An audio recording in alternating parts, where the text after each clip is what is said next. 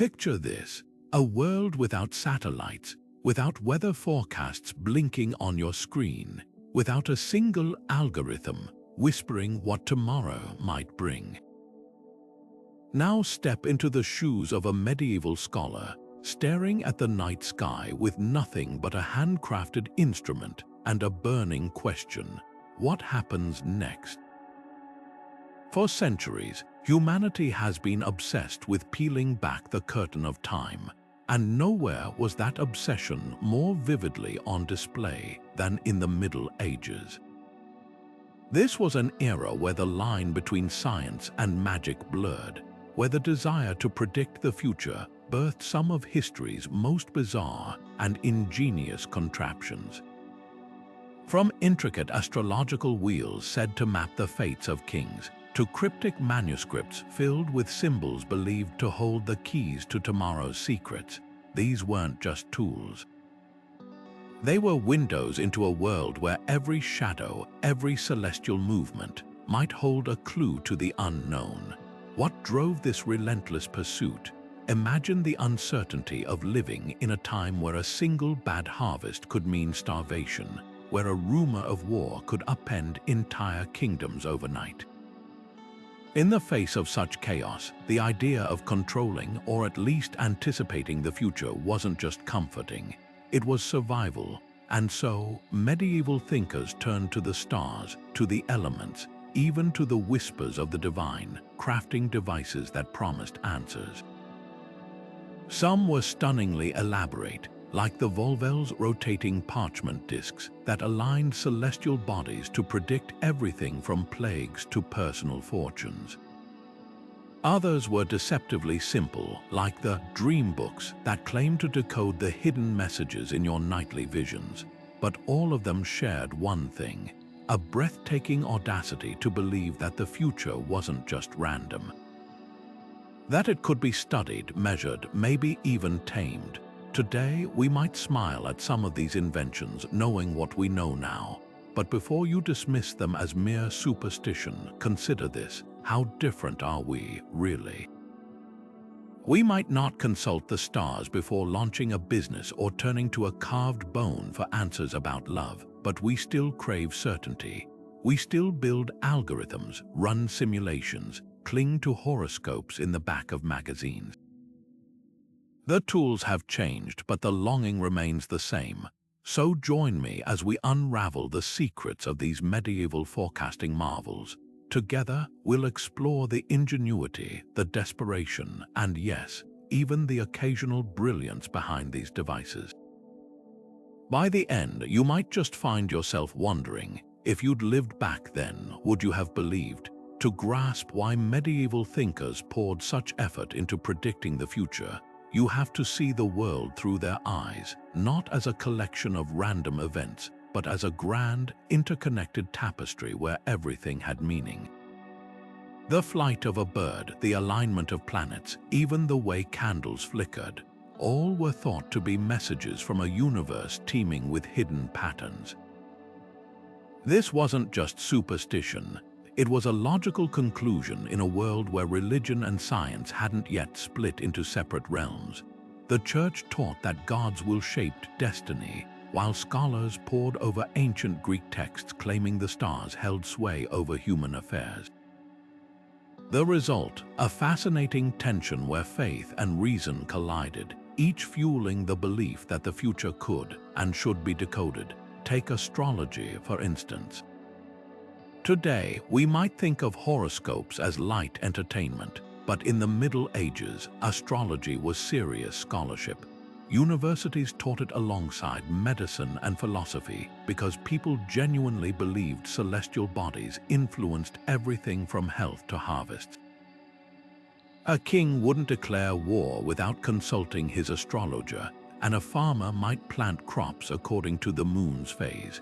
This wasn't blind faith. It was a system as meticulously studied as modern meteorology. And then there were the dreams. Medieval dream interpreters, armed with books like the Somniel Danilis, claimed nighttime visions were divine warnings or prophecies. A dream of falling, it might signal impending disaster. a dream of flying, perhaps a rise in status. Every detail mattered because nothing was arbitrary. Every ripple in life's surface hinted at deeper currents.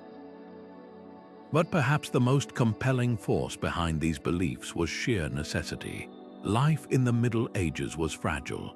Plagues swept through cities without warning. Wars erupted over slights no one saw coming, and a single storm could wipe out a year's food supply. In such uncertainty, the idea that omens or devices could offer even a sliver of foresight wasn't just comforting, it was a lifeline. So when a scholar crafted a volvelle to predict eclipses or a monk scribbled symbols to interpret dreams, they weren't just tinkering. They were trying to wrestle a semblance of control from a chaotic world, and that's the heart of it. These devices weren't just about curiosity, they were about hope. The hope that tomorrow didn't have to be a mystery, that if you looked hard enough, listened closely enough, the future might just let you in on its secrets. If you held an astrolabe in your hands, you'd be holding one of the most brilliant inventions of the medieval world. A device so versatile it could tell time, map the stars, and even, in the eyes of its users, glimpse the future. At first glance, it looked like a beautifully crafted disc of brass or wood, etched with concentric circles, strange symbols, and rotating plates. But to the scholars who mastered it, this was no mere tool. It was a key to unlocking the secrets of the universe. The astrolabe's primary function was celestial navigation, helping sailors and travelers find their way by measuring the angle of stars above the horizon. Yet its true magic lay in how effortlessly it bridged the gap between science and prophecy. Turn the device's movable parts, the rete with its delicate star pointers, the plates marked with celestial coordinates, and you weren't just calculating positions. You were decoding a language. Medieval astrologers believed the heavens whispered warnings and promises through the dance of planets. A Mars aligned with Saturn might signal war or famine. Jupiter's position could hint at a king's rising fortune. The astrolabe made these celestial conversations tangible. By aligning its components to match the night sky, a skilled interpreter could read the future like a map. Imagine a scholar hunched over candlelight, adjusting the dials to answer a noble's frantic question. Will the harvest fail? Should we delay the coronation? Every rotation held stakes as high as any modern weather forecast or stock market prediction. What's fascinating is how seriously these predictions were taken. Universities from Baghdad to Oxford taught astrolabe use alongside mathematics and medicine. Even the great Chaucer, yes, the Canterbury Tales Chaucer, wrote an entire instruction manual for the device. This wasn't fringe superstition, it was cutting-edge scholarship. And while we now know planets don't dictate our daily lives, the astrolabe's legacy endures. Its design principles inspired everything from clocks to modern astronomical instruments. So the next time you check your phone's GPS, spare a thought for this medieval marvel. It couldn't predict your fate, but it certainly shaped ours. Hidden between the pages of medieval manuscripts, tucked among illuminated letters and marginal doodles, you might find one of history's most ingenious paper inventions, the volvelle. Picture a delicate, layered circle of parchment, meticulously cut and fastened with a thread at its center, its surface covered in cryptic symbols, numbers, and astrological signs. Rotate one disc and another shifts beneath it, aligning celestial bodies with dates, names, or even cryptic prophecies. This wasn't just a clever toy. It was a pocket-sized oracle, a paper machine that promised to reveal everything from the best day to plant crops to whether a distant lover remained faithful. What made volvelles so extraordinary was their versatility. A single device could serve as a calendar, a medical diagnostic tool, and a battlefield predictor, all depending on how its discs were arranged. Take the Sphera Apulae, a popular volvelle found in medical manuscripts. By turning its wheels to match a patient's birth date with the current moon phase, a physician claimed to determine the safest day for bloodletting or surgery. Then there were the volvelles designed for love and war. Align a suitor's name with Venus's position, and the device might spit out a verdict on their loyalty.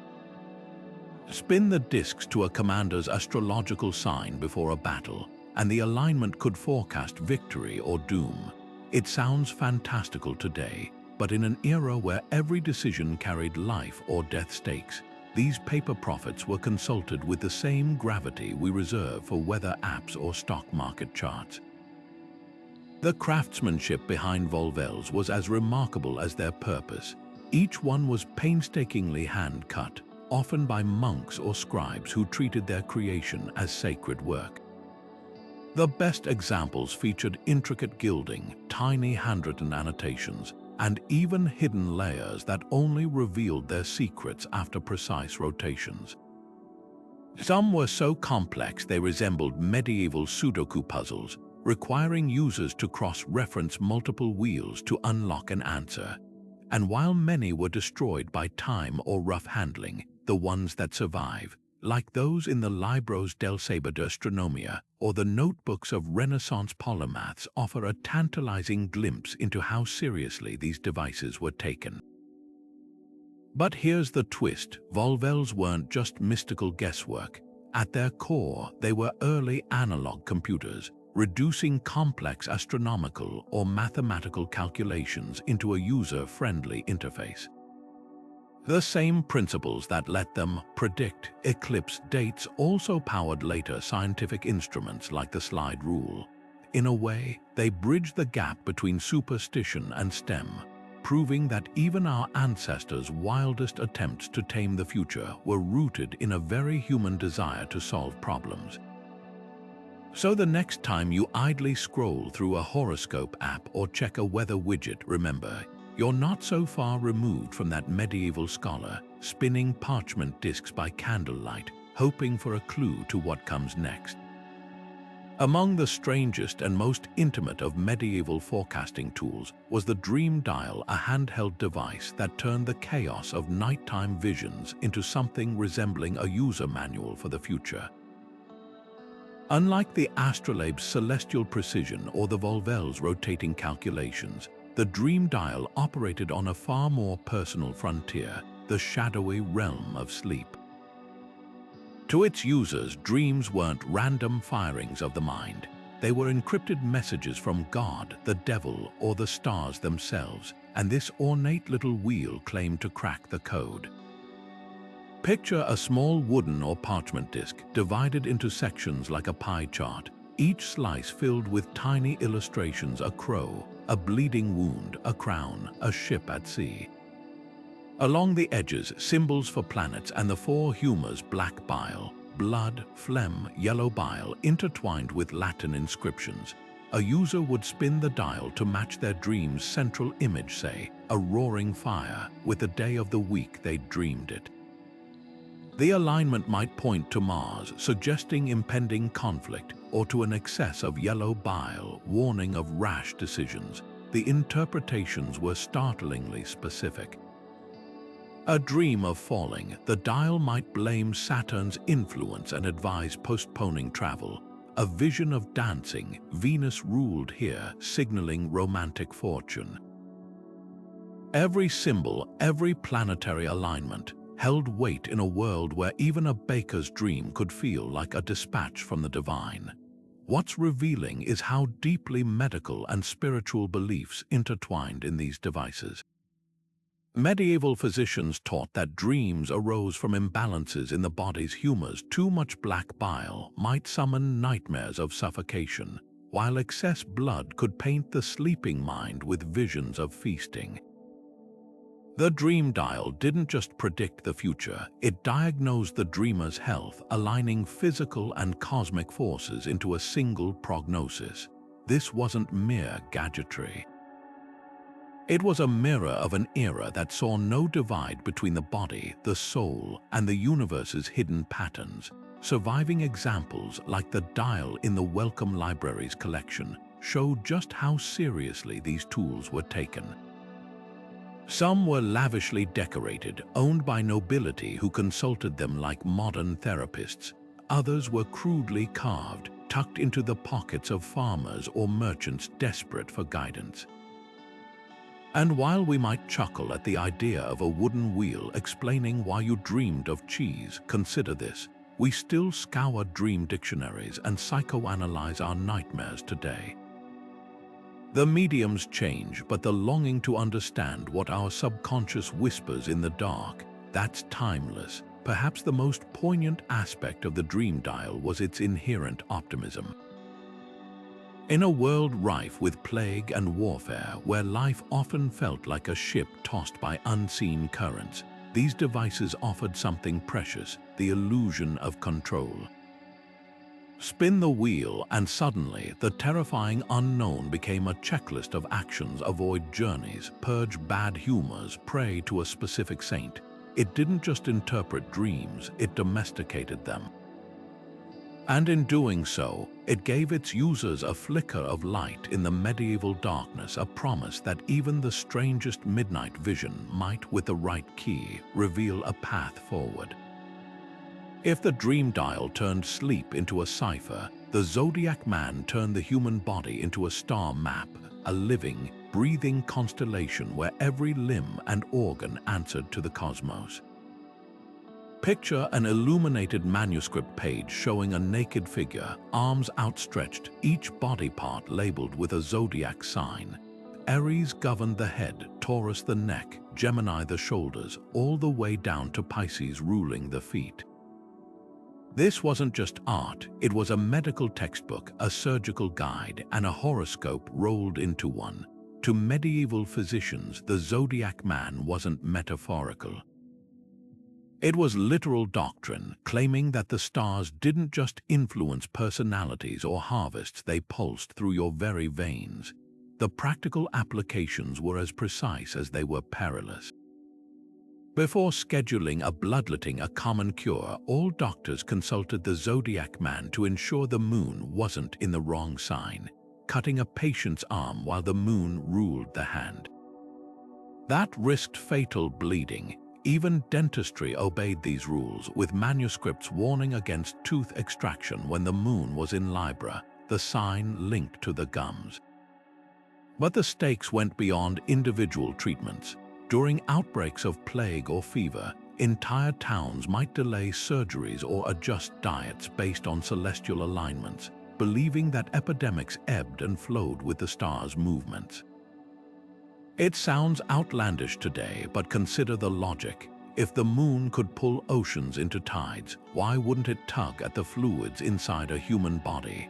What's striking is how deeply this belief permeated even the most advanced medical circles.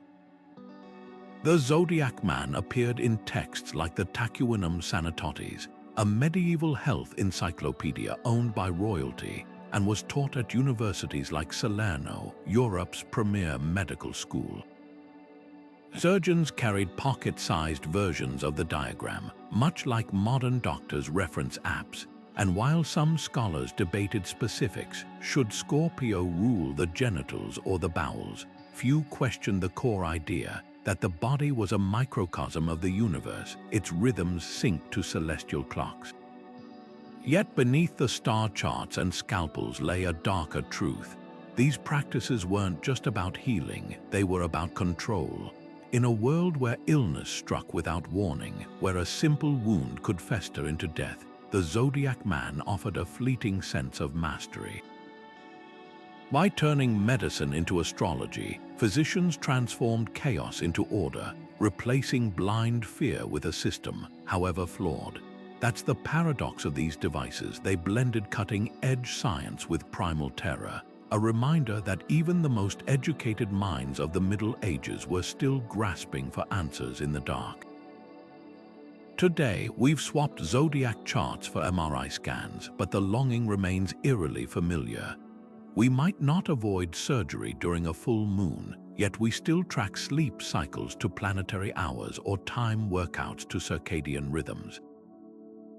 The tools have evolved, but the instinct hasn't, to see our bodies not as isolated, but as part of something vast and mysterious. So the next time you check your fitness tracker, remember the Zodiac Man. His stars may have faded, but his question lingers: how much of our fate is written in our flesh, and how much dances just beyond our reach? Nothing captured the medieval obsession with fate quite like the Wheel of Fortune, a dizzying, merciless contraption that lifted kings to glory one moment and dashed them to the dirt the next. Picture a massive wooden wheel, its rims studded with figures clinging to its ever-turning surface.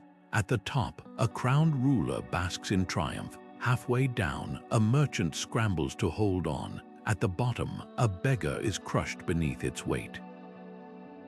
This wasn't just art. It was the Middle Ages' most haunting metaphor for life's brutal unpredictability, inspired by Fortuna, the capricious goddess who spun destiny like a child's toy. Yet here's the paradox: even as people accepted the wheel as a symbol of chaos, they desperately tried to rig the game, using everything from prayers to painted replicas to tilt fortune in their favor. The wheel's imagery was everywhere, from cathedral stained glass to illuminated manuscripts like the Carmina Burana, where poets lamented its cruel rotations. Philosophers like Boethius wrote entire treatises wrestling with its meaning, framing it as a test of character. Could you endure the wheel's turns with grace, or would you cling to fleeting power? But for all its lofty symbolism, the wheel had shockingly practical uses. Gamblers carried pocket-sized versions, spinning them like dice to decide bets or plot strategies.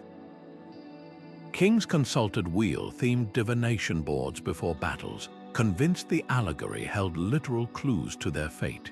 Even monasteries got in on the act, crafting elaborate wooden wheels with scripture verses that monks would spin for daily guidance. The message was clear: fortune might be fickle, but that didn't stop anyone from trying to hack the system. What's fascinating is how the wheel mirrored medieval society's deepest tensions. The church preached surrender to God's will, yet nobles plotted to defy misfortune with astrology, alchemy, or outright superstition. A knight might pray for humility before a carved wheel in a chapel, then lug a miniature version to a tournament, spinning it to confirm his victory. This wasn't hypocrisy, it was human nature. The wheel became a battleground between two irreconcilable truths: that life was uncontrollable, and that control was all anyone wanted. Surviving artifacts revealed just how far people went to tame the wheel's chaos. Some were ornate, like the gold-inlaid Wheel of Life in Prague's Strahov Monastery, its symbols painstakingly aligned with planetary hours. Others were eerily pragmatic, like the gambling wheels found in tavern ruins, their edges worn smooth by frantic fingers. And then there were the rituals: spinning the wheel 3 times at dawn for luck, or whispering charms to freeze it mid-turn. These weren't just games, they were acts of defiance against a universe that seemed to delight in cruel surprises.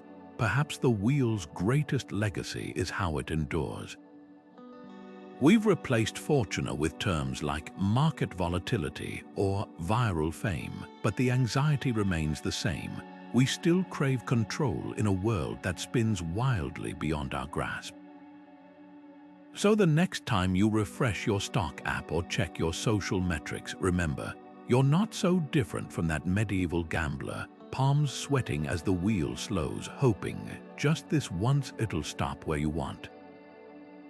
Before coins flipped or dice rolled, there was the Clarimancy bowl, a humble vessel that turned everyday objects into messengers of fate. Imagine a ceramic or wooden bowl, its interior carved with a grid of intersecting lines, each square marked with symbols or short phrases. A user would toss in a handful of pebbles, bones, or dried beans, then interpret the future based on where they landed. To modern eyes, it might look like a child's game. But in the Middle Ages, this was serious divination, a sacred interface between the human and the divine. What made these bowls so compelling was their deceptive simplicity. Unlike the astrolabe's celestial math or the Volvells' rotating discs, Clarimancy required no special training, just a steady hand and a willingness to believe. A peasant might use one to decide when to plant crops, tossing beans onto squares labeled with weather signs. A priest could cast lots to resolve disputes, trusting the bowl's verdict over human judgment. Even kings weren't above consulting them. Charlemagne's court reportedly used a jewel-encrusted bowl to weigh military strategies. The rules varied wildly. Some bowls demanded silence during the toss, others required chanting specific prayers. A few surviving examples, like the intricately carved Bowl of Huesca in Spain, include instructions so precise they feel like ancient IKEA manuals, step-by-step guides to bending fate to your will. But here's the twist: Clarimancy wasn't purely random. Many bowls followed complex symbolic systems where the grid's layout mirrored cosmic order. A pebble landing in a Mars square might signal conflict, while one resting near a Venus glyph hinted at love. The real magic, though, lay in the ritual. By framing chants as sacred, by treating a tossed bone as a divine whisper, users transformed chaos into ceremony. This wasn't just fortune-telling, it was a psychological lifeline. In a world where disaster struck without reason, the bowl offered a fleeting illusion of control, a way to say, even if I can't change the outcome, at least I asked. Surviving bowls tell silent stories of desperation and hope. Some, unearthed from medieval kitchens, are worn smooth from daily use, their grids faded by generations of anxious fingers. Others, like the ornate bronze bowl in the British Museum, bear inscriptions suggesting they were temple treasures, consulted for matters of life and death. And then there are the darker finds, bowls buried with their owners, as if destiny might still be negotiable in the afterlife. Today, we've swapped pebbles for tarot cards or coin flip apps, but the impulse remains unchanged. We still crave rituals that make randomness feel meaningful, that turn chance into choice. So the next time you ask the universe by flipping a coin or drawing a card, remember the Clarimancy bowl. Its grids may be dust, but its question lingers. When life feels like a handful of scattered stones, isn't it human nature to search for patterns in the chaos? Of all the strange tools used to pry open the future, few were as unsettlingly simple or as dangerously persuasive as the sieve and shears. Picture this: a common kitchen sieve, the kind used to sift flour, suspended by its rim from the open blades of a pair of scissors.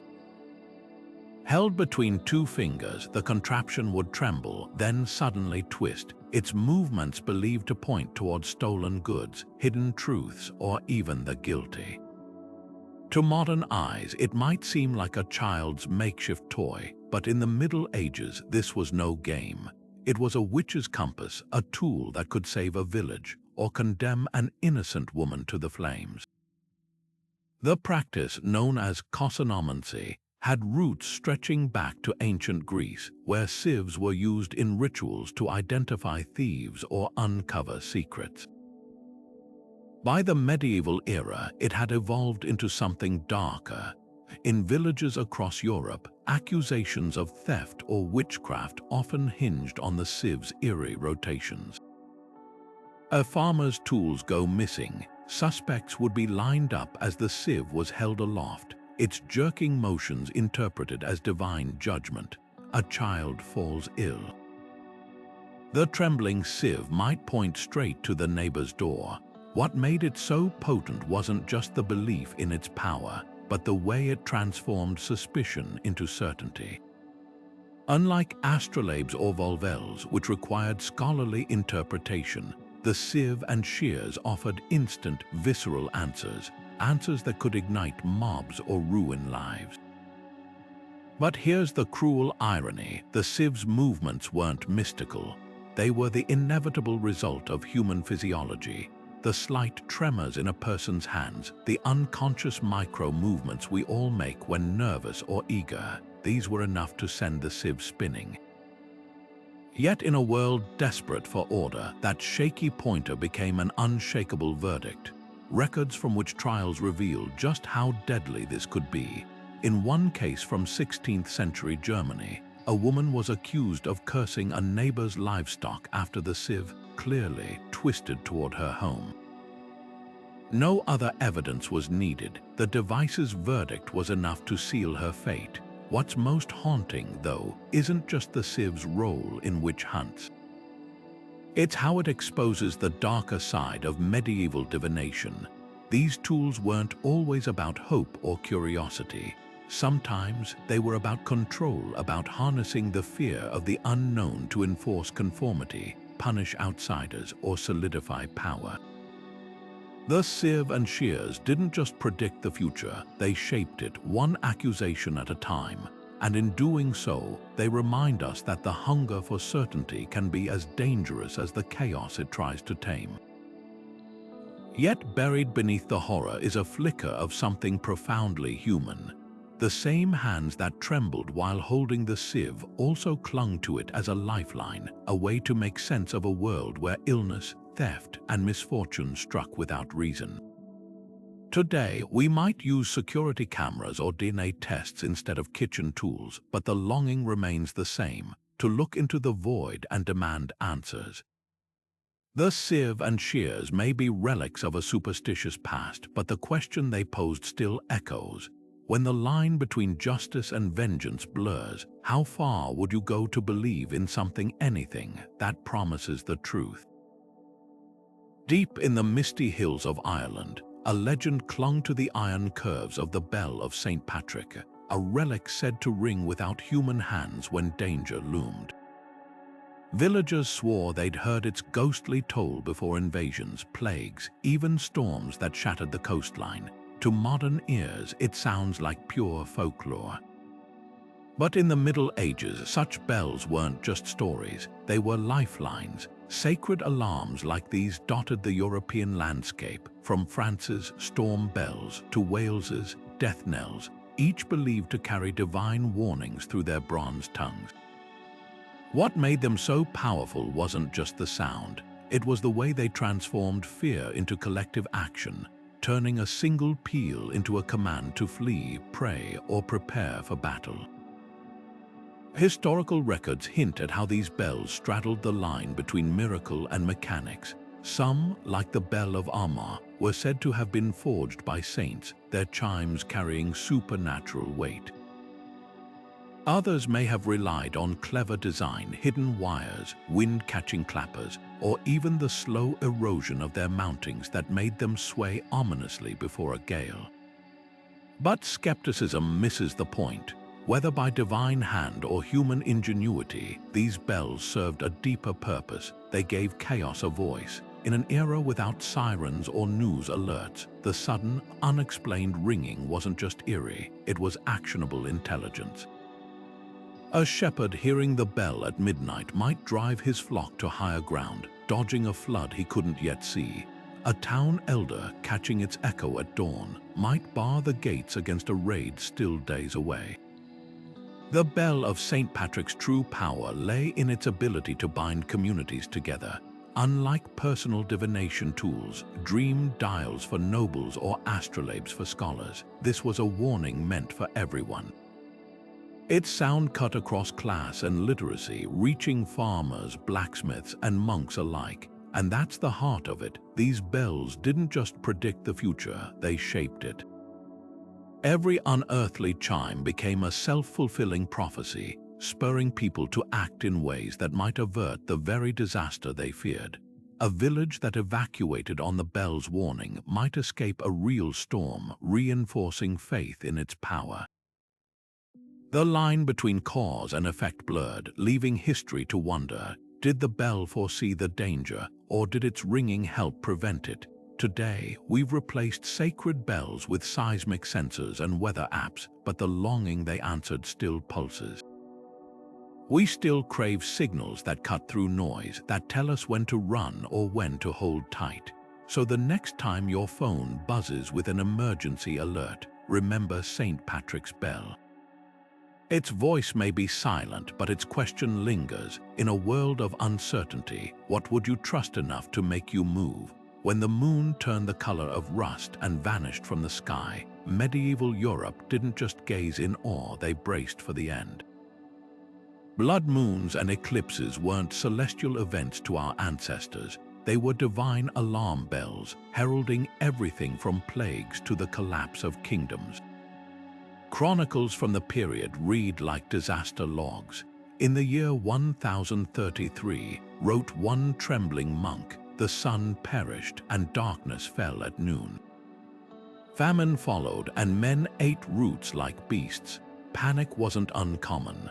During the eclipse of 1239, Parisians flooded churches, convinced God's judgment was at hand.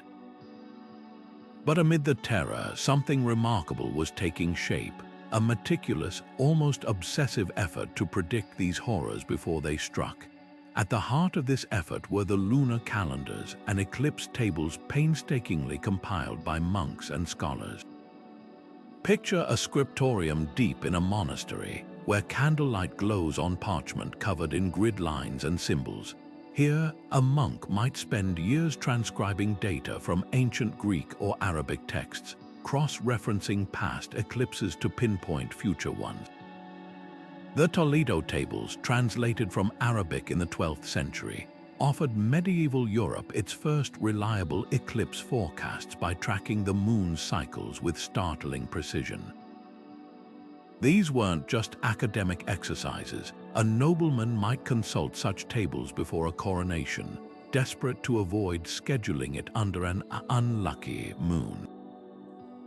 Farmers planted or harvested based on lunar phases, believing crops sown during an eclipse would wither.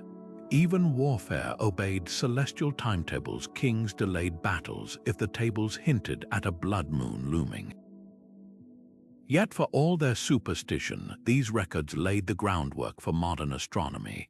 The same monks who fretted over eclipses as omens also noticed something revolutionary. The heavens moved in patterns. By tracking lunar cycles across decades, scholars like Roger Bacon began questioning ancient assumptions, nudging Europe toward the idea that eclipses weren't divine whims but predictable phenomena. The Alphonsine tables, commissioned by King Alfonso X of Castile, fused astrology with budding scientific rigor, their calculations so accurate they remained in use for centuries. What began as fear of the unknown slowly transformed into something far more powerful, the realization that the unknown could be understood. The irony is poignant. The very devices designed to soothe medieval panic, those intricate tables and calendars, ended up dismantling the fear that birthed them. Each precise prediction chipped away at the idea of eclipses as supernatural punishments, replacing terror with curiosity. By the late Middle Ages, universities from Oxford to Bologna were teaching eclipse calculation as science, not prophecy. The blood moon hadn't changed. But humanity's gaze had shifting from cowering under celestial wrath to daring to decode it. Today, we mark eclipses on our phones, their mystery reduced to push notifications.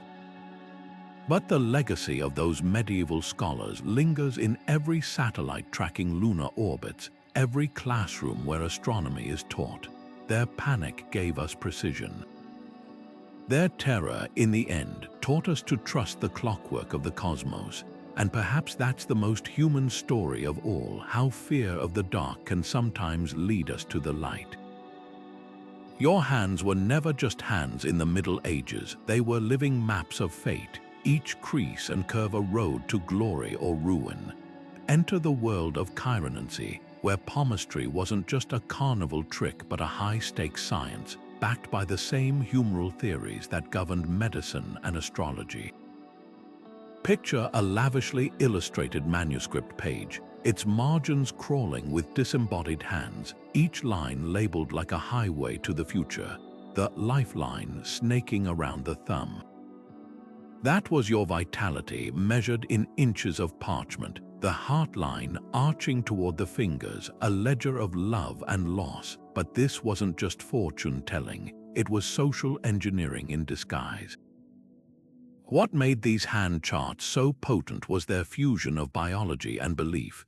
Medieval scholars taught that the body's four humors, blood, phlegm, black bile, yellow bile, dictated everything from temperament to destiny. Your palm, they claimed, was a living report card of these fluids.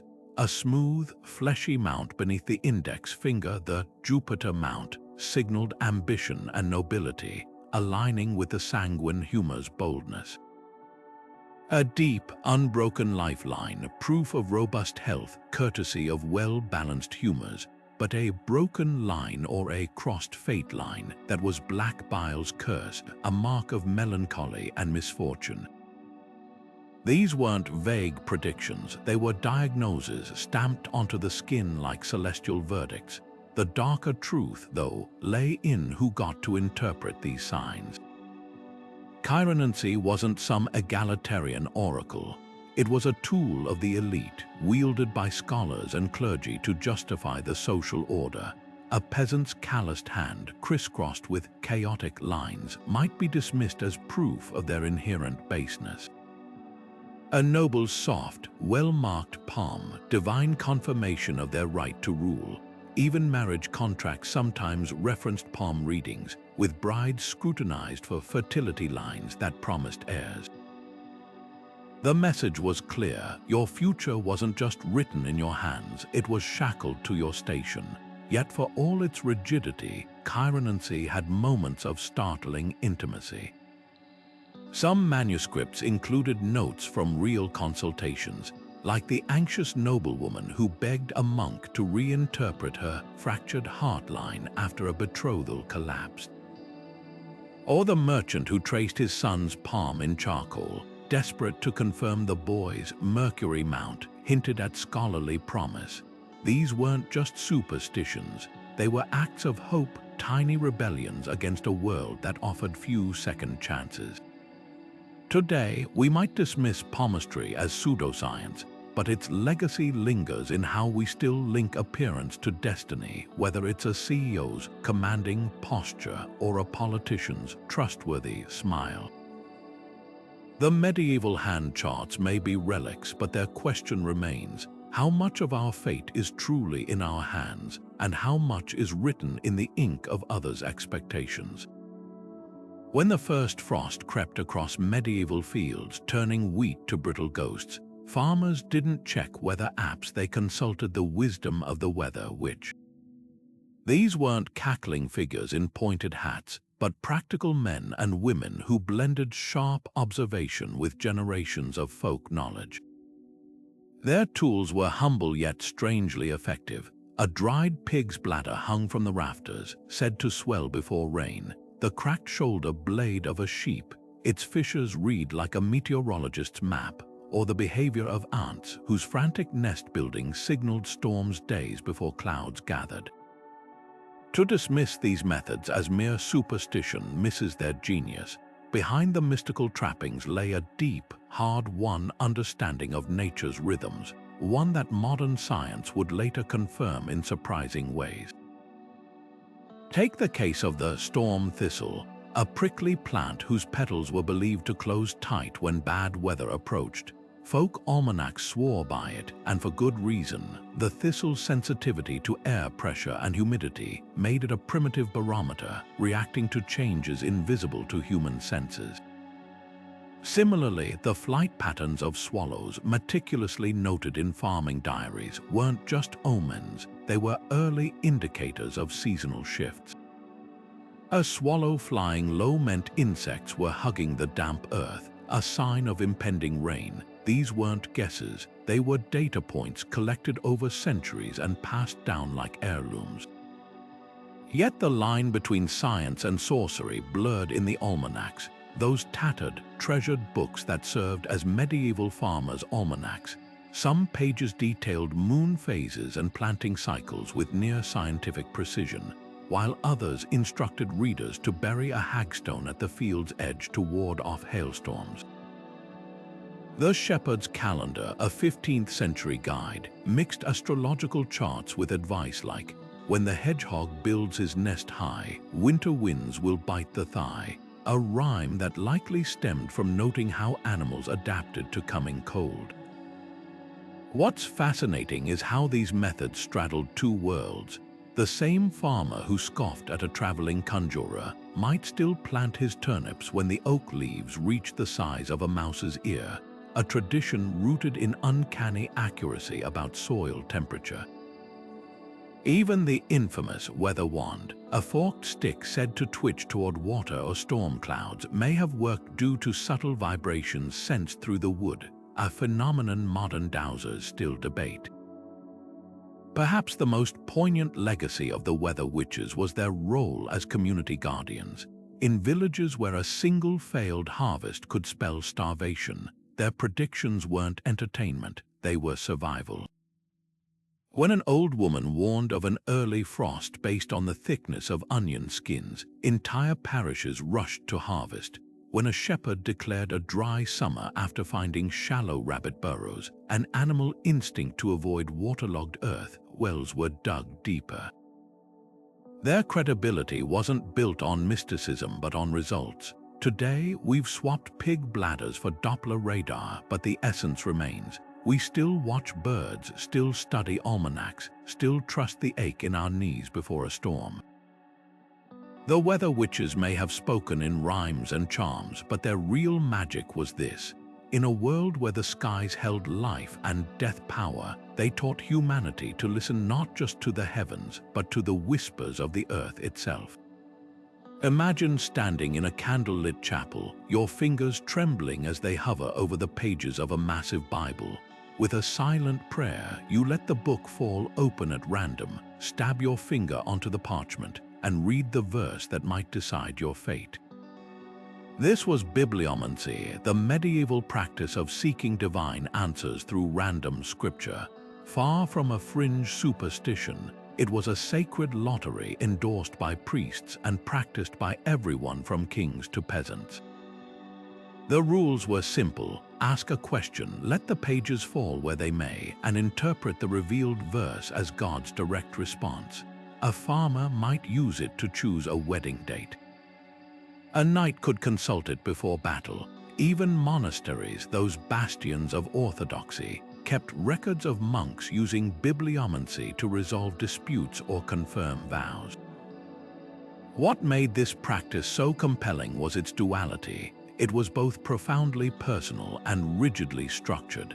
Unlike the cryptic symbols of astrology or the vague mutterings of dream interpreters, Bible verses carried undeniable authority. Every word was considered divinely inspired, so a randomly chosen passage couldn't be mere chance. It had to be providence. Take the case of King Charles VI of France, who reportedly used bibliomancy to justify his military campaigns. When his finger landed on a verse about David smiting his enemies, his counselors declared it a celestial green light. Never mind that the same book, flipped moments later, might have urged turning the other cheek. The first answer was the one that stuck. But here's the twist: bibliomancy's randomness was often anything but. Surviving manuals reveal how users rigged the game, consciously or not. Some Bibles were weighted to favor certain books, Psalms for comfort, Proverbs for practical advice. Others were subtly guided by a priest's thumb, ensuring the right passage appeared for nervous parishioners. And then there were the creative interpretations.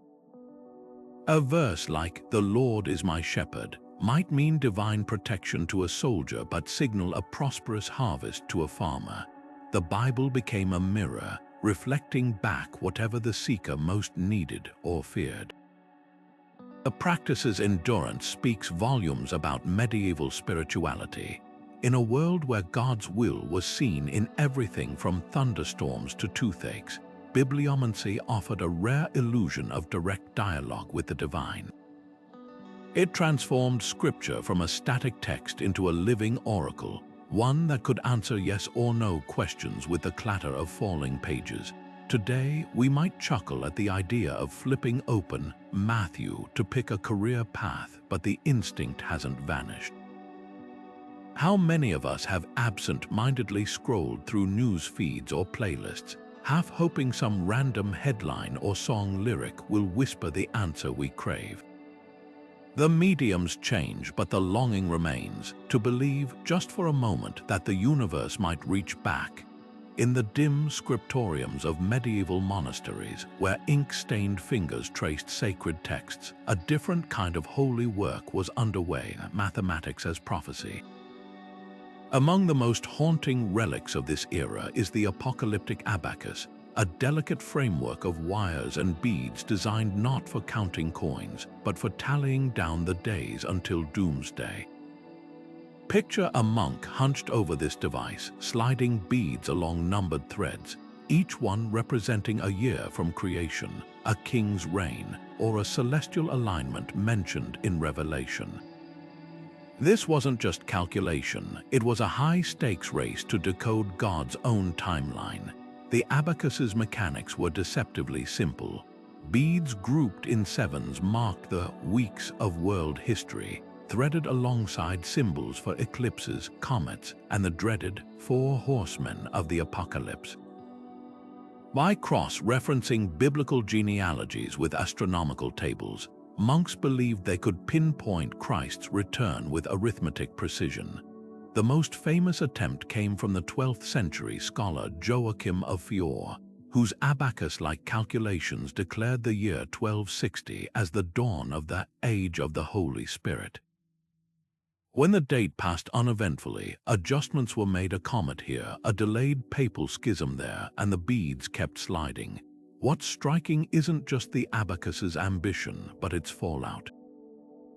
These predictions weren't academic exercises, they sparked real-world chaos. In 1244, panic swept through Paris when a monk's abacus-based sermon warned of the Antichrist's imminent birth. Markets crashed, fields went untended, and mobs flocked to monasteries demanding answers. The Church, caught between exploiting this fervor and controlling it, alternately endorsed and condemned such prophecies.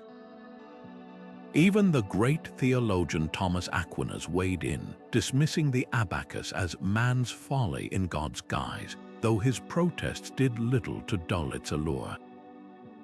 Beneath the drama lay a deeper irony. These doomsday devices inadvertently advanced medieval science. To refine their calculations, monks pored over Arabic treatises on algebra, perfected star charts, and even developed early logarithmic concepts. The same abacus that predicted Armageddon also helped standardize calendar reforms, bridging sacred and secular timekeeping. In a way, the apocalyptic abacus became a mirror of its era, terrified of the end, yet irresistibly drawn to the tools that might unveil it. Today, we might scoff at the idea of math as prophecy, but the instinct survives. From Y2K panics to modern algorithms forecasting climate tipping points, we still cling to numbers as omens. The beads have been replaced by data points, the wires by code, but the question remains: when the line between calculation and catastrophe feels so thin, who's to say we're not still sliding our own beads toward an invisible brink? The Mandrake root didn't just grow in the earth, it was said to writhe there, a living thing with a voice that could kill. According to medieval lore, uprooting one would unleash an unearthly scream so terrible it could strike a man dead or drive him mad.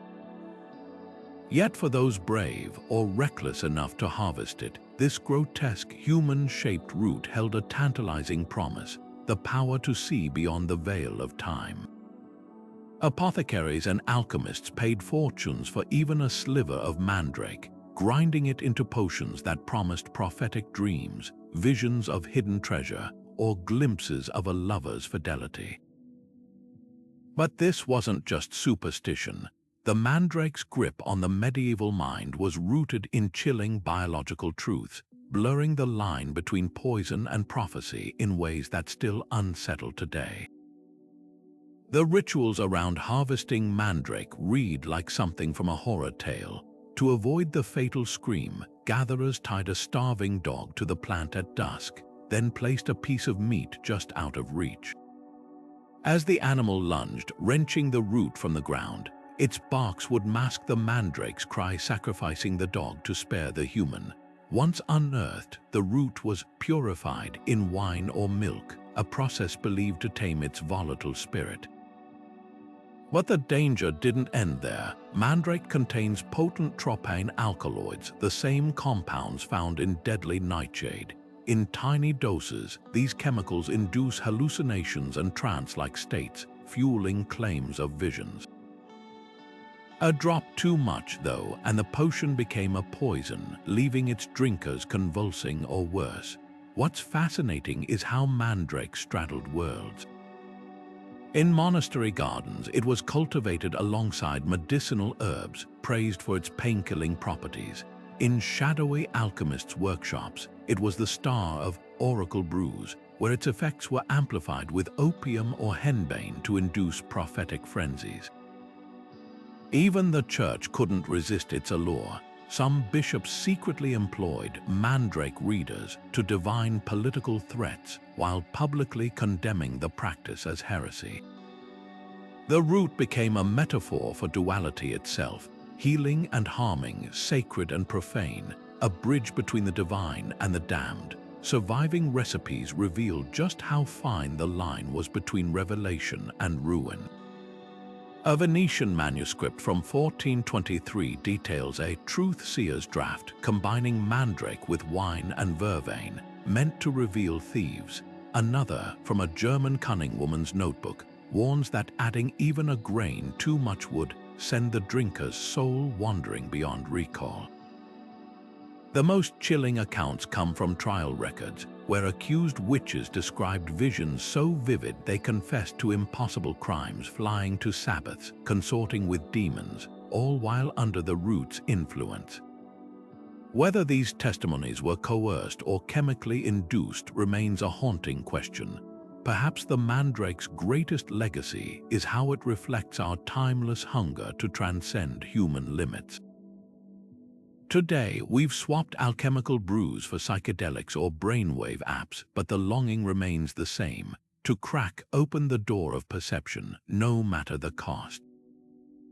The next time you hear someone joke about seeing the future, remember the mandrake's scream. Its voice may be silent, but its warning echoes. Some doors, once opened, won't close neatly behind us. The crunch of runes scattering across a wooden table might have been the sound of fate itself speaking to a Viking seer. These weren't mere letters carved into bone or oak, they were sacred symbols, each one a vessel of hidden knowledge. The Norse believed that Odin himself had hung from the world tree Yggdrasil for 9 nights, pierced by his own spear, just to steal the secrets of the runes and bring them back to humanity. To cast them was to tap into that primordial wisdom, letting the gods whisper through their arrangement. A warrior might toss the runes before a raid, watching as Fehu, the rune of wealth, clattered beside Tyr as the mark of Tyr, god of war, a sign that victory would bring riches. A mother might seek Berkana, the rune of birth, to ensure her child's safe delivery. Every throw was a conversation with forces far older than Christendom.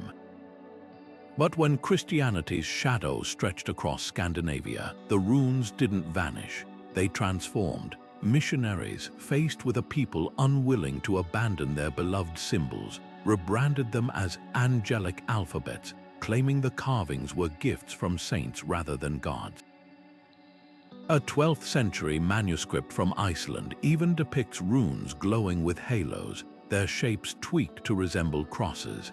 The Aegis-Hjalmar, once a Viking protective sigil, became the Helm of Or, now blessed by priests to ward off demons. It was a brilliant compromise. The form stayed, but the meaning shifted. Farmers still carved runes into their barn walls, but now they invoked Saint Michael's protection rather than Thor's. Love spells once chanted to Freya were rewritten as prayers to the Virgin Mary, the runes themselves scrubbed of their pagan edges. What's fascinating isn't just the adaptation, but the stubbornness beneath it. Even as runes were Christianized, their power never fully sanitized. Medieval church records complain of peasants still casting the old letters in secret, mixing crosses with answers, the rune of Odin's breath. A Danish bishop's diary from 1342 grumbles about a woman who hid a rune stick under the altar cloth, hoping to amplify her prayers with pagan magic. The runes had become a shadow language, a way to cling to the past while nodding to the present. This duality lives on in artifacts like the runic wheel of Lund, a disc dug up in Sweden with runes on one side and psalms on the other. Spin it, and depending on who held it, it could be a tool of prophecy or piety, or both. That's the real lesson of the runes. Divination doesn't die. It evolves, slipping into new guises, because the hunger to know what's coming next is older than any god, any church, any creed. The Vikings may have traded Odin for Christ, but their fingers still itch to scatter those carved pieces and ask the oldest question of all: what happens now? Long before tarot cards whispered secrets in dimly lit parlors, they clattered across wooden tables in the sunlit courtyards of Renaissance Italy, not as tools of divination, but as trump cards in a rowdy game called tarocchi. The vibrant hand-painted decks of the 15th century bore little resemblance to today's mystical archetypes. Instead, they featured familiar figures: a juggler, an emperor, a love-struck couple, characters more at home in a theatrical farce than a seance.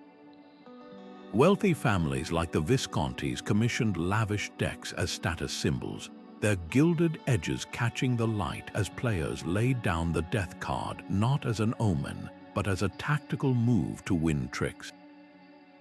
So how did a card game become a cosmic cipher? The shift began with something as simple as human curiosity. As tarot decks spread across Europe, their rich symbolism, the towering tower struck by lightning, the enigmatic hermit with his lantern, proved irresistible to philosophers and occultists searching for hidden patterns in the universe. By the late 18th century, secret societies like the Freemasons and Rosicrucians began reinterpreting the cards as fragments of ancient wisdom, mapping them onto Kabbalistic trees and astrological charts. A deck once used to pass the time now promised to pass through time itself, revealing threads of destiny woven into the illustrations. What sealed the tarot's prophetic fate, though, was the printing press. Mass production turned regional games into continental sensations, and with each new deck, the imagery grew more elaborate, more layered with meaning. A French cartomancer named Étaler took this a step further, publishing the first guidebook in 1791 that treated the cards not as game pieces but as a book of thought, each symbol a page in a divine manuscript. Suddenly, the high priestess wasn't just a woman with a book, she was a gateway to hidden knowledge. The wheel of fortune no longer merely decided a round of play, it spun the very axis of fate. Yet the most fascinating twist lies in the tarot's duality. Even as mystics decoded its symbols, the cards never fully shed their playful roots. In Naples, grandmothers still taught children to play tarocchini with the same decks their neighbors used to tell fortunes. The lover's card might predict a marriage in one house and win a trick in the next. This fluidity reveals something profound about how prophecy works. It's never just about the tool, but the longing we project onto it. A gaming deck became a mirror because humanity kept staring into it, searching for reflections deeper than the rules of any game. Today's tarot thrives on that same paradox. The original Visconti Sforza decks, with their whimsical jesters and starlit moons, still exist in museums, but their descendants sit in therapists' offices and TikTok tutorials. repurposed yet again as tools for introspection. The illustrations have evolved, but the impulse remains unchanged: to shuffle the chaos of life and hope the cards lay it out in some order we can understand. Perhaps that's the tarot's real magic. It reminds us that every prophecy begins with a simple, human question: what if this means something? And that sometimes the answer matters less than the act of asking. In the shadowy workshops of medieval alchemists, where the scent of sulfur clung to the air and the flicker of furnace flames cast dancing shadows, the alembic wasn't just a tool, it was a portal. This bulbous glass vessel, with its coiled neck designed to capture and condense vapors, was the centerpiece of a daring claim that the same process used to purify metals could also distill glimpses of the future. Alchemists swore that when mercury, silver, or even the fabled philosopher's stone were heated within its belly, the rising fumes carried more than just chemical transformations.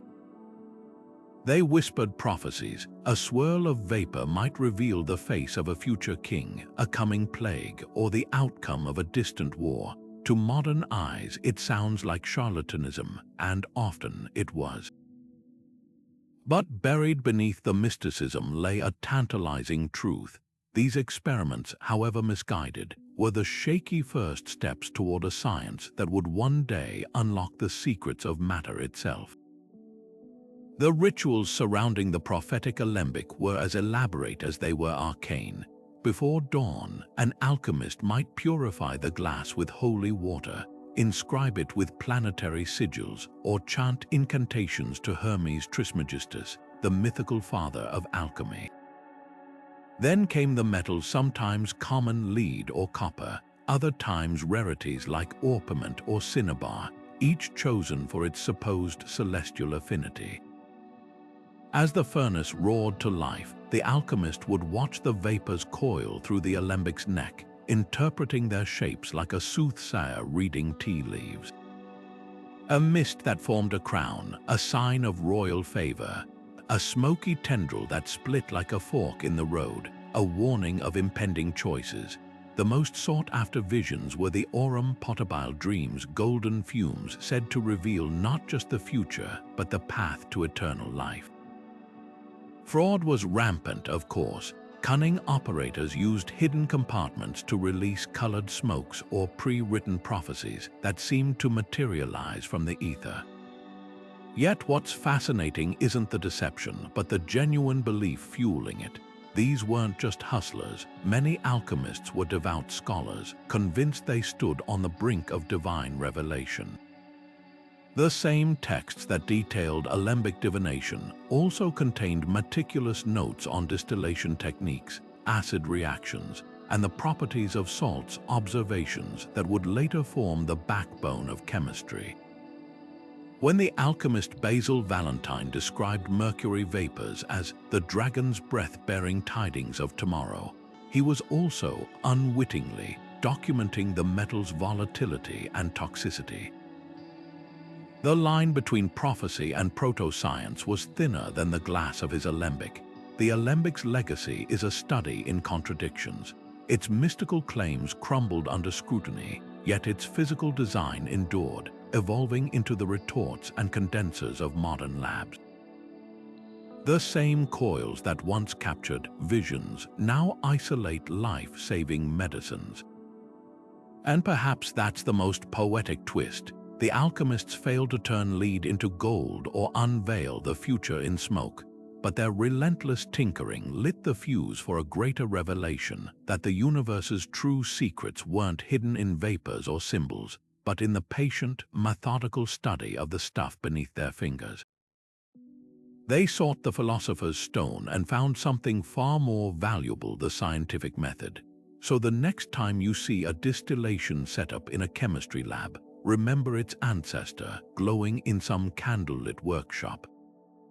The alembic couldn't predict the future, but in a way it shaped ours, proving that sometimes the quest to see beyond the horizon blinds us to the discoveries lying at our feet. Imagine a monk hunched over parchment in the flickering glow of a single candle, his quill scratching out letters that seem to dance and twist into nonsense unless you know the secret. Across medieval Europe, monasteries became workshops for a unique kind of prophecy. Cipher manuscripts so intricately encoded that reading them required not just knowledge, but literal keys. Some texts could only be deciphered with rotating grills, wooden or metal grids that, when turned just right, aligned cut-out slots to reveal hidden words beneath layers of gibberish. Others demanded mirrors, their reflective surfaces unlocking messages written in reverse or woven between lines of scripture. These weren't merely codes, they were medieval escape rooms for the mind, where solving the puzzle wasn't just an intellectual exercise, it was a sacred act, a ritual to access divine foresight. The Voynich manuscript, with its undecipherable script and bizarre botanical illustrations, is the most famous example, but it was far from alone. In the Abbey of Monte Cassino, monks crafted wheel ciphers, where concentric rings of letters could be spun to form prophecies about papal successions or coming plagues. A single misalignment, and the message shattered back into chaos.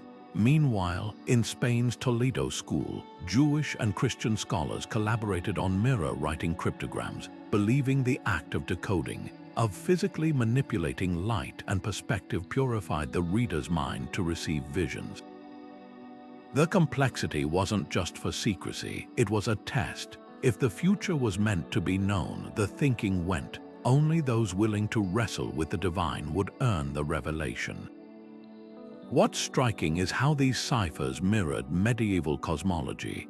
Just as the universe was thought to hide God's plan behind layers of symbolism, stars influencing fates, humors governing health, truth itself was buried, waiting to be unearthed by the worthy. A grill wasn't just a tool, it echoed the veil of Isis, the ancient notion that nature's secrets were guarded by labyrinths.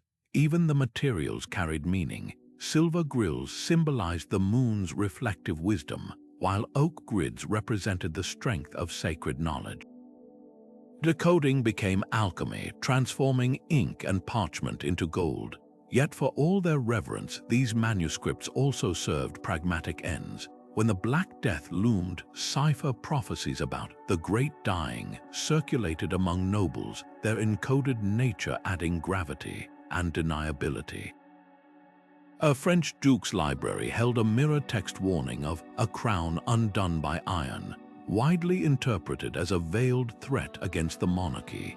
The church, wary of unchecked divination, tolerated these practices precisely because their complexity acted as a gatekeeper.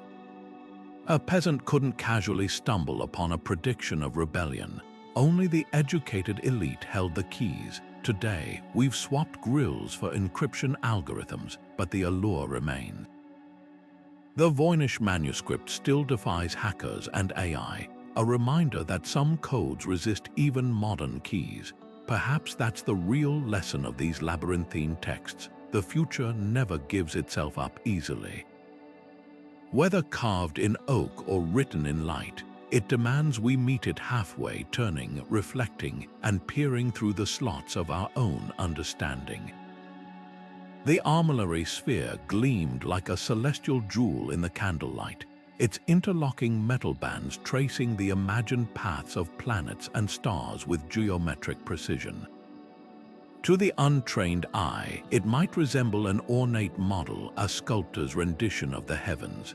But in the hands of a medieval astrologer, this intricate device became something far more potent, a cosmic clockwork, capable of rewinding or fast-forwarding the sky itself to unveil its secrets. By rotating its graduated rings to mirror past celestial alignments, say, the position of Mars during a famed victory, scholars claimed they could predict the outcome of future battles. A king planning a coronation might demand the spheres be adjusted to simulate the moon's phase on his birth date, seeking assurance that the heavens smiled upon his reign. This wasn't just astronomy, It was divination disguised as mechanics, a marriage of brass and belief that shaped empires. What made the Armillary sphere so seductive was its veneer of objectivity.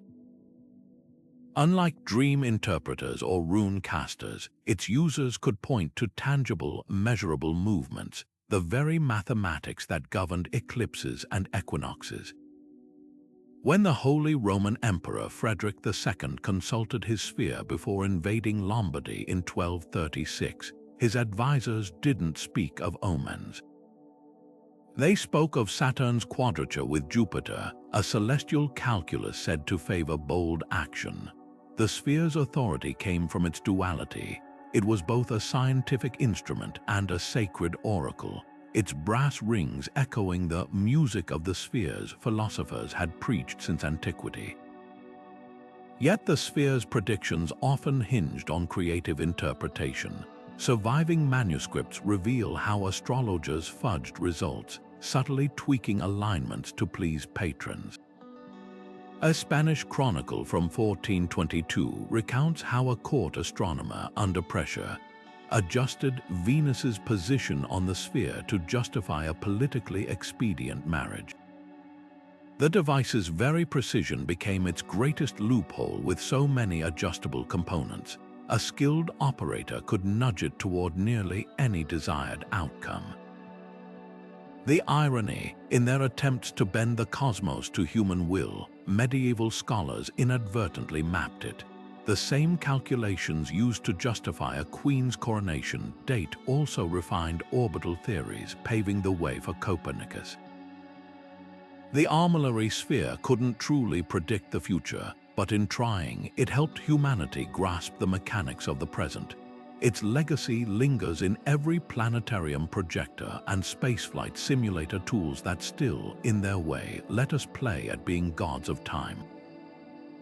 A length of cord knotted 9 times and hidden beneath a sick child's pillow might seem like a simple folk charm until you learn the stories.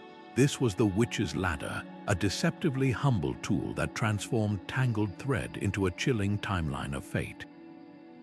Unlike the Astrolabes' celestial mathematics or the Volvells' rotating discs, the ladder's power lay in its tactile simplicity. Each knot tied during a ritual, sometimes with whispered incantations, sometimes in dead silence, marked an event yet to unfold.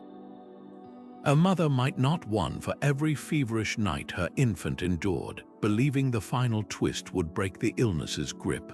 A midwife could weave a ladder to predict a birth's outcome, the tightness of the knots foretelling ease or peril.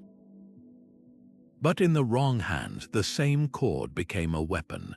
Surviving trial records from the witch hunts reveal how these cords twisted into instruments of terror.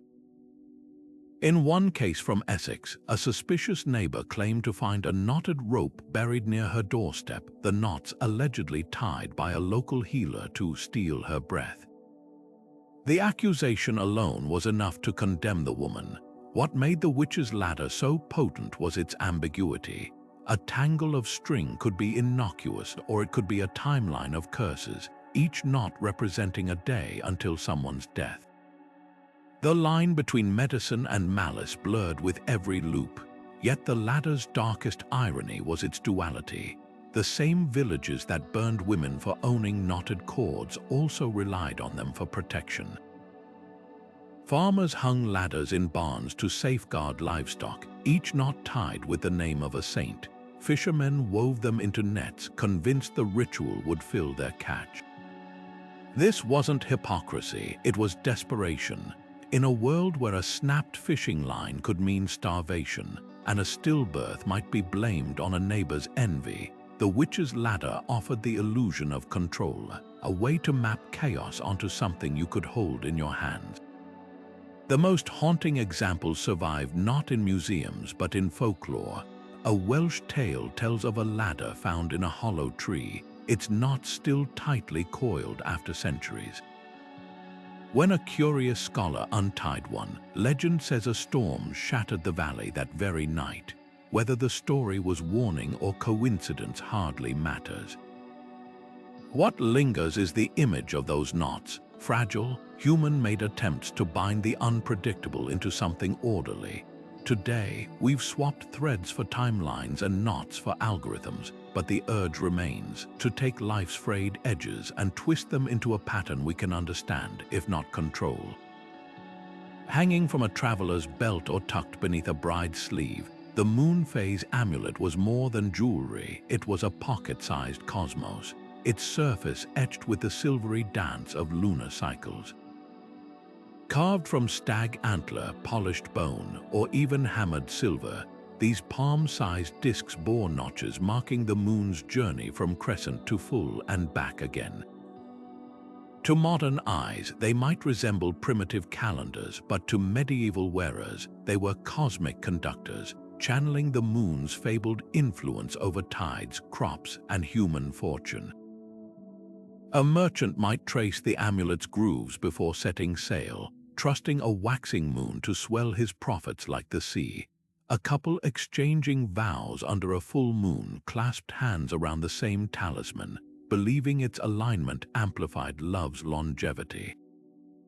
This wasn't mere tradition, it was a tactile pact with the heavens, a way to stitch celestial timing into the fabric of daily life.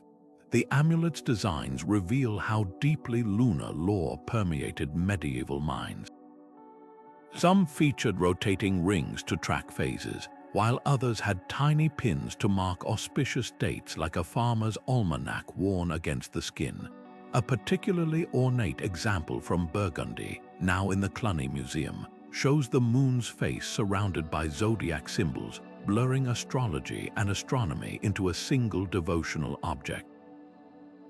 But the most haunting are the blood moon amulets, their crescents stained with iron oxide to mimic eclipses, worn as protection during childbirth or plague. These weren't passive ornaments, they were interactive tools, their wearers rubbing the notches like rosary beads, counting down to moments when the universe seemed most malleable to human pleas. What's striking is how these beliefs echo in today's so-called lunar gardening practices, where farmers plant seeds during specific moon phases for better yields. Modern science dismisses lunar effects on crops, yet the persistence of this ritual hints at something deeper than superstition. The moon phase amulet didn't just track time, it offered the illusion of collaboration with forces beyond human control. In an era where a single storm could ruin a harvest or a delayed message could spark a war, aligning actions with the moon's rhythm was a way to feel like fate's co-author rather than its victim. Perhaps the most poignant examples come from love charms. Excavations in Normandy unearthed a pair of matching bone amulets, each carved with interlocking moons and buried separately, likely tokens between lovers forced apart. The grooves showed years of use, their edges worn smooth by thumbs tracing the same path, night after night, as if the moon's constancy could bridge distance or time. That's the real magic of these artifacts. They transformed the cold mechanics of orbital cycles into intimate companions, silent witnesses to hopes and terrors that still orbit the human heart.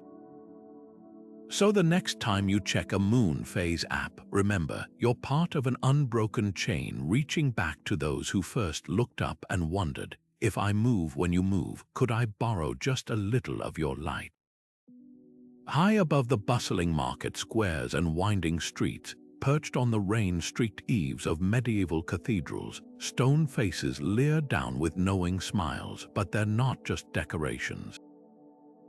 Those grotesque gargoyles and cryptic frescoes were more than pious art.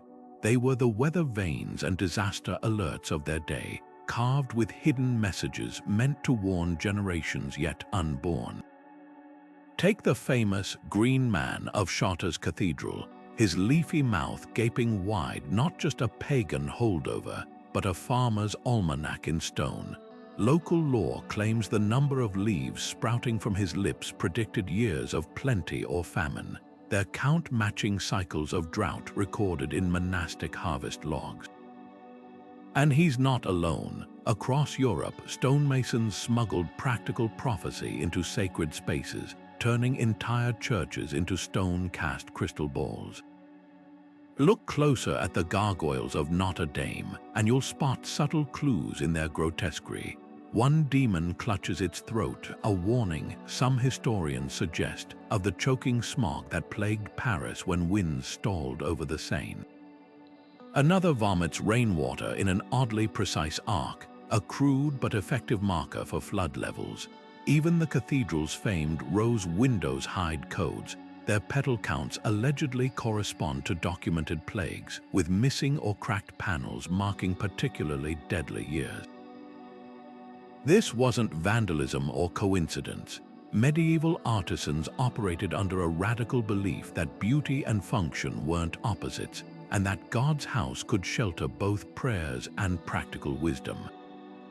The most compelling evidence lies in the Apocalypse tympanum of Saint Lazare in Autun, where a 12th century sculptor named Gislebertus carved the Last Judgment with eerie specificity.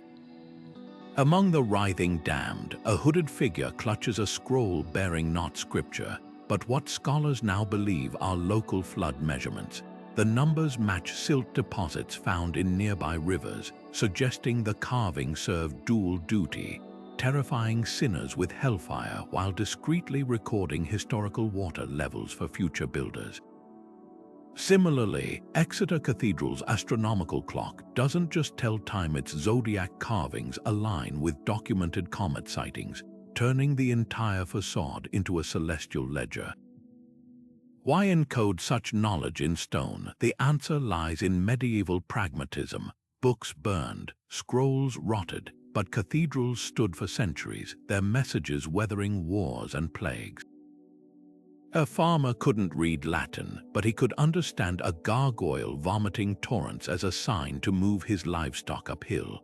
A stonemason might not own an almanac, but he could study the wear patterns on a saint's robe, worn smooth by generations of hands tracing storm cracks, to gauge when to reinforce the roof. These weren't just symbols, they were survival manuals disguised as devotion. Today, as laser scans reveal previously unnoticed markings, tiny notches on angel wings matching eclipse dates, or hidden tide charts in mosaic borders, we're forced to reconsider medieval artistry. These craftsmen weren't just serving God, they were serving their communities, embedding practical prophecy where it would outlast them. The next time you pass an old church, look up. Those stoic saints and snarling beasts might not just be watching over you, they could be whispering secrets across the centuries, if only we learned to read their stony language. The pendulum of shadows swung between two worlds, one where measurements ruled, and another where omens whispered. Picture a scholar in a sunlit courtyard, hammering a wooden rod into the earth, his eyes fixed not on the object itself, but on the dark slash it cast across the ground. As the sun crept across the sky, he'd mark the shadow's length with pebbles or charcoal, noting every quiver and elongation. To an outsider, it might look like primitive timekeeping. But to those who practiced this art, these shifting shadows were a language, spelling out everything from coming droughts to the lifespan of a king. What made this method so compelling was its veneer of precision. Unlike the vague mutterings of soothsayers, shadow measuring offered numbers, tangible data that could be recorded, compared, even graphed across seasons. Manuscripts from Moorish Spain detail how physicians used shadow swings to predict disease outbreaks, believing certain angles correlated with miasmatic vapors rising from the earth. A particularly short midday shadow in winter might signal an unseasonal warmth, and with it, the threat of spoiled harvests or fever. In monasteries across Europe, monks kept shadow logs alongside prayer schedules, treating the two as equally sacred rhythms. Yet for all its proto-scientific rigor, the practice never fully shed its mystical skin. The same scholars who meticulously charted shadows also ascribed supernatural meaning to their quirks. A shadow that flickered without wind, a ghostly warning, one that split into twin lines at dawn, an omen of twins in the royal family. The most haunting accounts come from Burgundy, where farmers swore a rod's shadow once shrank backward at noon, a phenomenon later linked to a solar eclipse, but at the time taken as a sign of impending famine. Records show the entire region hoarded grain for a year based on that single observation. The real irony lies in how close these shadow watchers came to genuine discovery. Their meticulous records of solstices and equinoxes helped refine early calendars, while their notes on light angles influenced later optics. Some even stumbled upon principles of celestial mechanics, though they framed them as divine signatures rather than natural laws. A 13th-century Persian manuscript describes a scholar who, by tracking shadows across latitudes, deduced the Earth's curvature only to dismiss his findings as the curvature of God's throne. What survives today isn't just the ghost of a superstition, but a testament to human ingenuity. Modern sundials owe their precision to these early experiments, and the very concept of measuring time by light persists in atomic clocks and solar panels. The pendulum of shadows couldn't truly predict death or drought, but in its sway, it cast a different kind of foreshadowing, one that hinted at a future where science and wonder might, at last, walk hand in hand. From astrolabes to screaming roots, these medieval contraptions paint a vivid picture not just of outdated superstitions, but of something far more universal.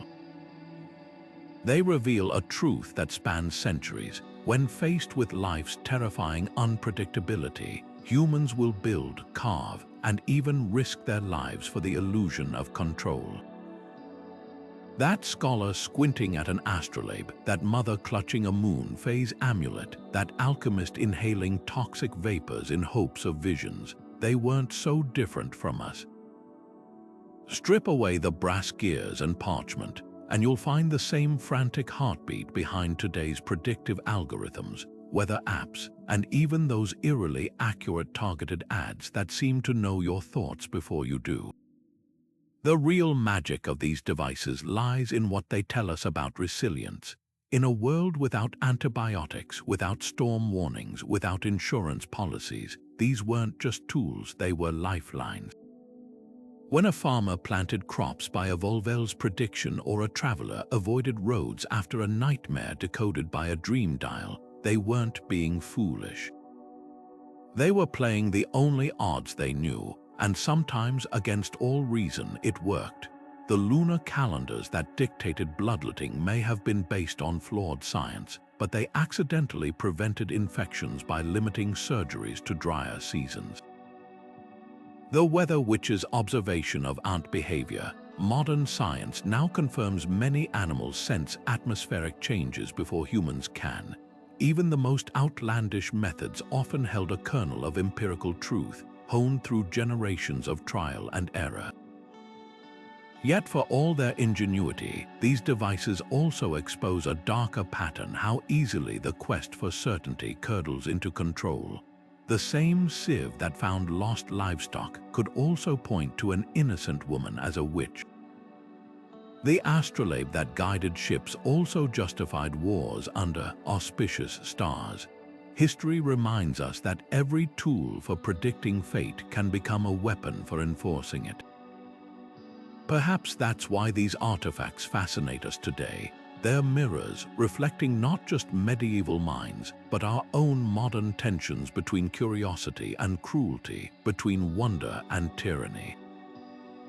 So the next time your phone buzzes with a notification, a storm alert, a stock dip, a reminder that you'll be late to your next meeting, take a second to marvel. We've swapped Mandrake roots for machine learning, but the tremor in our hands as we check the screen, that's ancient. The future may dress in different clothes each century, but humanity's dance with it stays the same. A clumsy, desperate waltz where we lead one moment and stumble the next. If these strange devices taught us anything, it's that the most enduring prophecy isn't about what's to come, it's about who we are. Creatures who can't stop peeking over time's horizon, no matter how many times it burns us. So tell me, which of these medieval attempts speaks to you? The poetic logic of the Zodiac Man, the desperate hope of the dream dial, or maybe you've got a modern equivalent, a ritual, an app, a lucky charm that helps you face the unknown. Drop your thoughts below, and let's keep the conversation spinning like a volvelle catching the light. And if you've enjoyed this dive into history's most inventive delusions, hit that subscribe button, because the past is full of peculiar stories, and we're just getting started.